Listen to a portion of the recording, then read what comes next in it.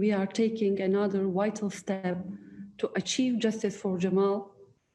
We have been waiting for too long, for 2 years, but this case can now take us there. Jamal lived for making the world better. His greatest desire was to use his voice to achieve fundamental reform.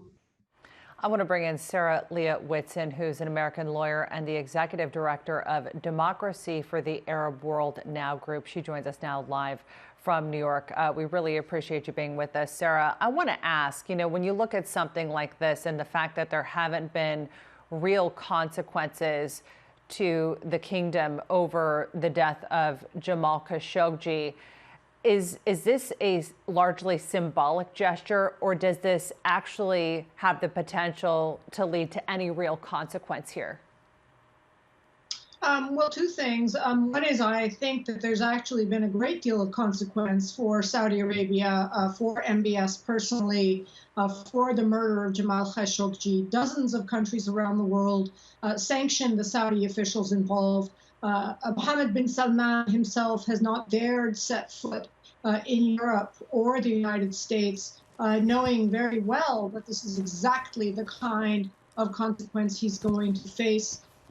The government is struggling to carry out its G20 as states pull back and downgrade their representation or cancel completely.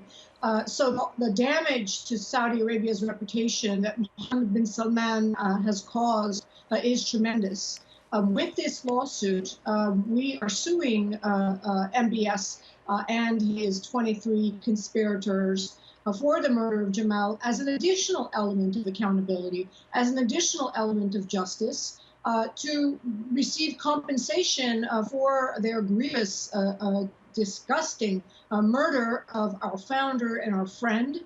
And we very much hope that this will deter MBS from carrying out any more attacks on dissidents in exile, which, of course, we know the Saudi government has shamelessly continued to do, and as well to understand very clearly that they are going to keep paying the price for this murder. It's not going away.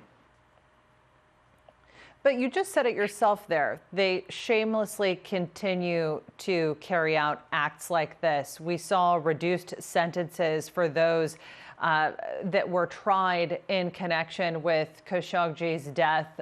Certainly, there are a lot of people out there that still say there still isn't the justice that Jamal deserved for having his body dismembered. And a reminder to our viewers, we don't even know where his body is at this point.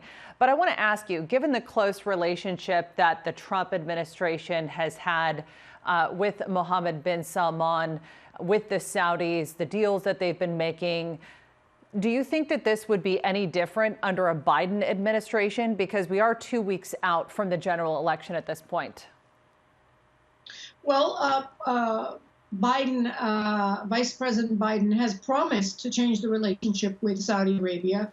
He has promised to curb weapons sales to Saudi Arabia.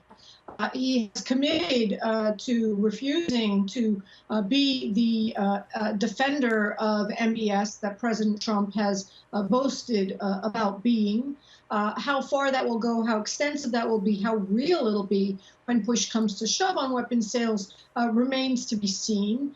But the fact is that two houses of Congress, the Senate and the House of Representatives, in a bilateral move, in a bipartisan move, Republicans and Democrats came together twice to pass a bill to sanction Saudi Arabia and suspend arms transfers to that country, saved only by Trump's vetoes. I doubt very much that if such a bill presented itself again, that Trump would veto it, that new President Biden would veto it. Leah Whitson, we really appreciate you being with us.